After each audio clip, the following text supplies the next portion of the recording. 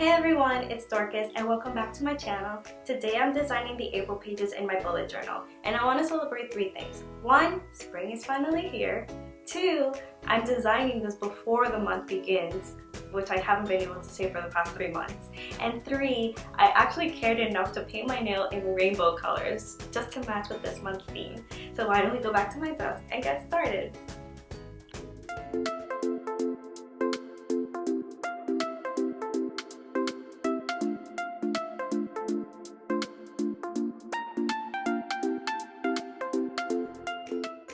So I came up with April's theme a few weeks ago and I couldn't wait until this month finally arrived so I can make this happen. I wasn't sure how it would turn out, but in the end I was pretty pleased with the result. So for the monthly spread, the calendar is pretty basic, the same thing I've been doing for the past few months because it's been working for me just fine. And I'm not having any quotes or goals or whatever. I'm just leaving this little space on the side for notes so I can just include whatever I want. And if I do come up with a quote or come across something that really speaks to me over the month, I have space at the bottom of the calendar after the 30th.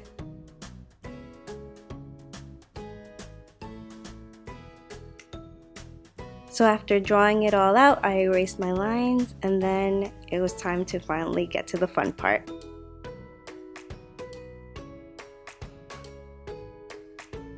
This had a potential to be a hot mess, so I made sure to get some watercolor paper or scrap paper just to put underneath the journal, and then I started just making splotches across the top of the page and let the colors drip down.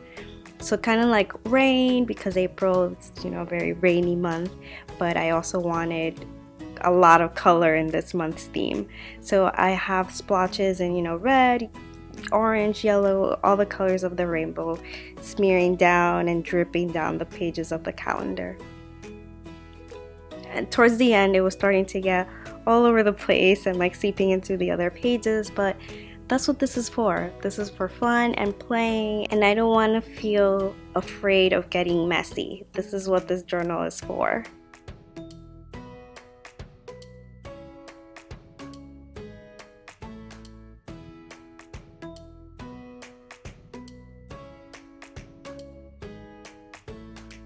I wasn't sure if you'd be able to see what I was doing because I had to lift the notebook up in order for the paint to drip down, but I'm so glad that you can.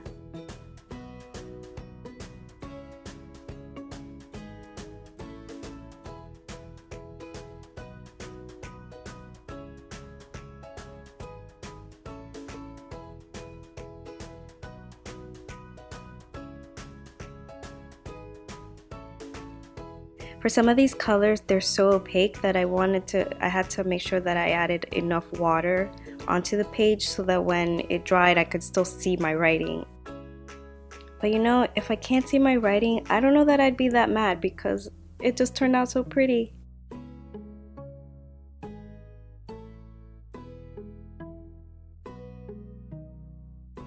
Sometimes I'd have to shake the notebook a little bit just to get that paint to drip down and keep adding more water to it. And I was also aware of what colors would end up on the side because I wanted the lighter colors to be there in that note section so that I could see what I was writing.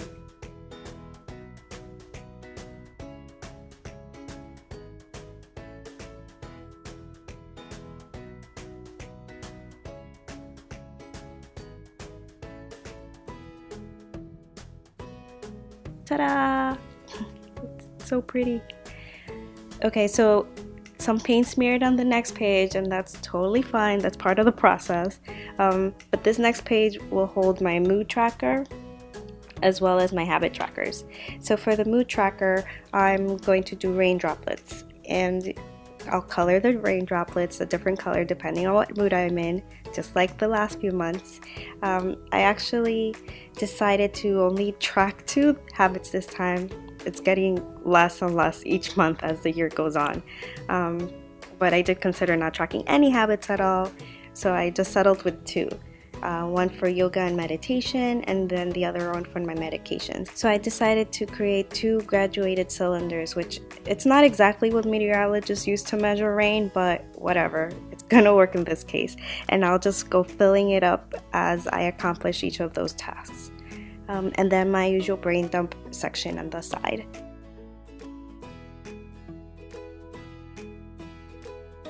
You note that on this mood tracker I added an extra 31 when April only has 30, so I just erased it later on with my white Jelly Roll pen.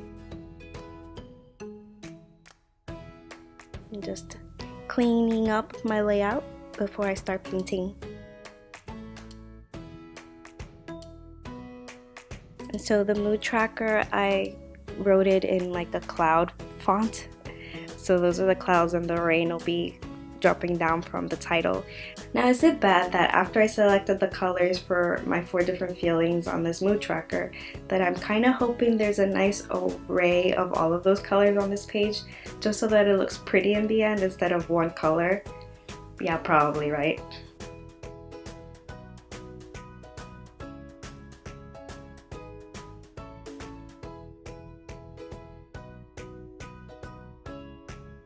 Now the brain dump page is looking a little bit like February's theme, but in this case I'm obviously adding, you know, all the colors of the rainbow instead of just the warm tones.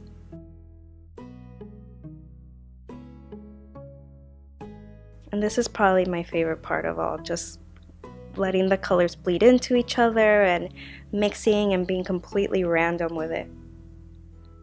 It's just, I could just do pages of these. Maybe I'll do some stationery in this design someday.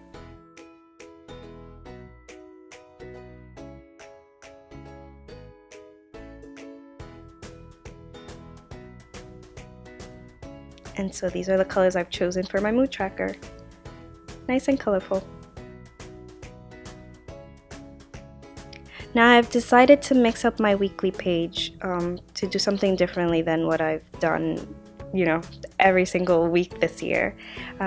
Instead of doing the columns going across both pages, I decided to just have a little more fun with it and create these umbrellas, one for each day of the week, and then, you know, one umbrella for the weekend at the end.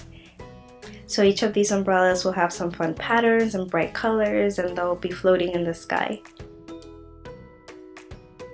So my initial intention was to have events on the left side of the umbrella and tasks on the right side, but I'm not sure if I'll have enough space for that, and it might just go wherever it fits around that day's umbrella.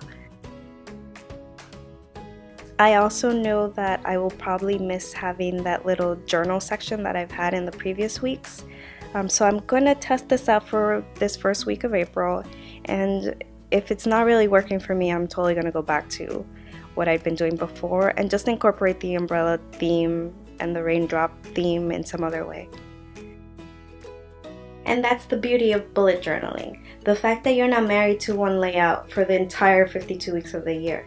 If something's not working for you one week, or your priorities or goals change, you can just tweak and mold your journal to your needs.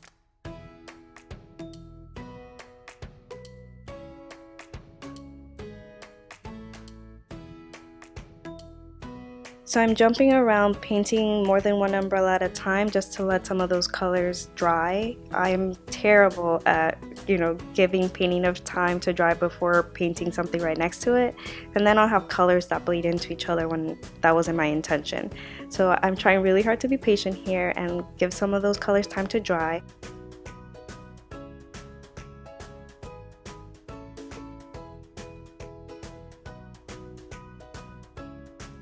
This is also the first time that I've used a hairdryer just to make those pages dry quicker, especially on that brain dump page and on that first monthly spread before flipping the page over, because then it would have just taken forever to dry.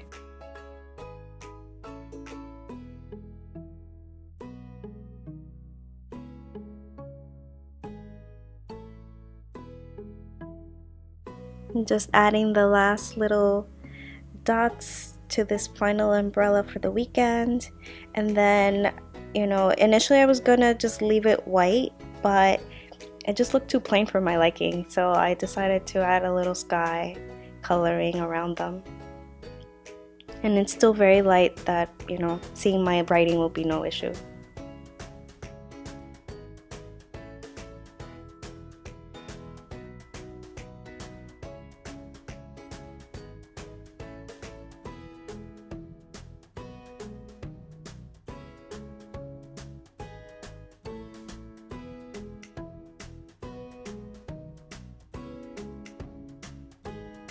And there you have April's first pages.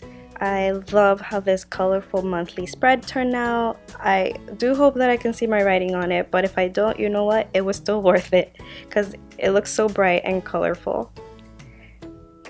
The mood tracker, if I have all the feels like I typically do, by the end of the month it's gonna look as colorful as the brain dump page. So, and then this is a new format for me for a weekly spread, and I hope that it still works for me. And if it doesn't, I'm gonna go back to my, tried and true column design.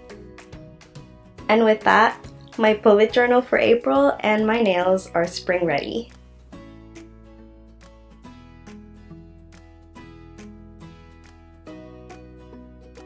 So that's it for April's colorful design. I really hope you enjoyed watching me create these rainbow pages because it was definitely fun for me. I have no idea what I'm doing for May, by the way. So if you have any suggestions, please leave them in the comments below and I'll definitely consider them. And I'll see you all in my next video. Bye!